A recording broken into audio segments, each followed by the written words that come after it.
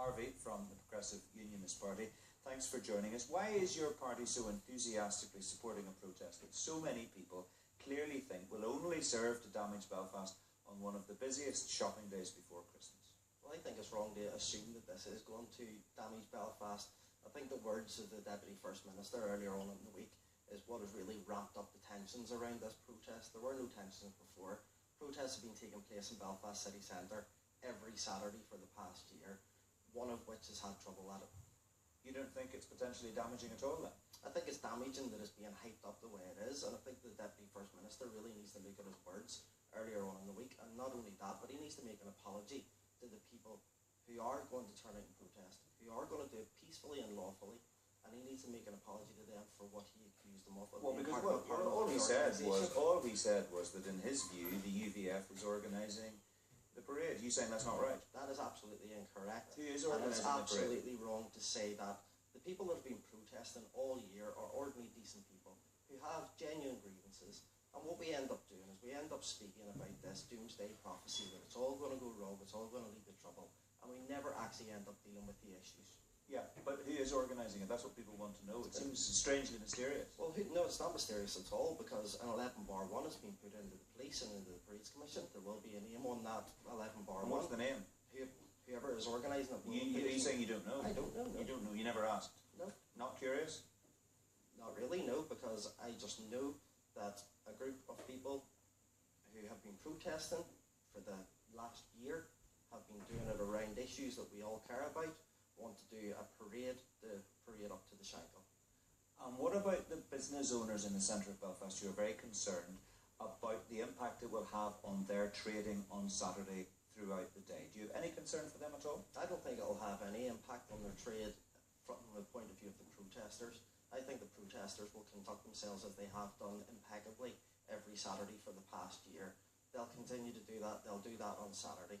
What we are worried about is the hype that's been built up around this, and that blame falls squarely on the foot of the Deputy First Minister. It'll be a peaceful parade, you've said. Absolutely. Will it be a lawful parade? I would hope so, yes. Well, you would hope so. Will you be behaving in a lawful way? Will you be there on Saturday, will you? I'll be there on Saturday. Will you be clear of the city centre by 12:30? Because that's what the Parades Commission says needs to happen. I will be in there, I will be supporting the protest, and I will be on the ground, whatever happens, to try and advise people that we need to stay within the law. The last thing I want to see is more people ended up in jail.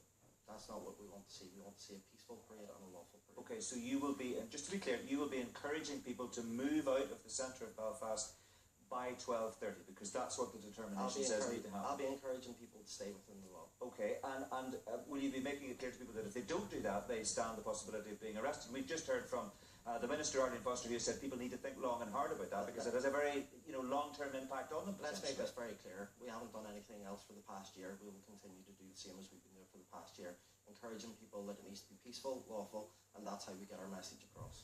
Do you accept that it's going to have no impact whatsoever on what happens in City Hall? I mean, this is about, apparently it's about the rights of loyalists, and it's about the parades dispute. But, that was a democratic decision taken by councillors elected to Belfast City Hall, and if it's going to change, it's not going to change because of protests. I think, the first thing we need to think about is not just a flag issue. This is endemic of a wider problem and a wider disconnection with the political classes within working class communities.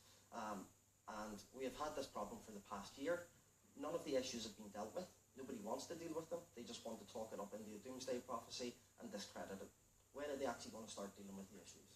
Okay, so your position on it this evening is that it will happen, it will be peaceful, and it needs to be lawful, and you don't think that there's going to be any trouble on Saturday? No, I don't think so, and I think Belfast is big enough, and it's brave enough and good enough to cope with the peaceful protest and the shoppers going about their own business. Is that going to be the end of it? Will businessmen be allowed to get on with their business then in the run-up to Christmas, or will there be more protests? There'll be a protest every Saturday, as there always has. But not on this scale? Not on this scale. Okay. We'll leave it there, Jonny Harvey. Thank you very much indeed for joining us. Now,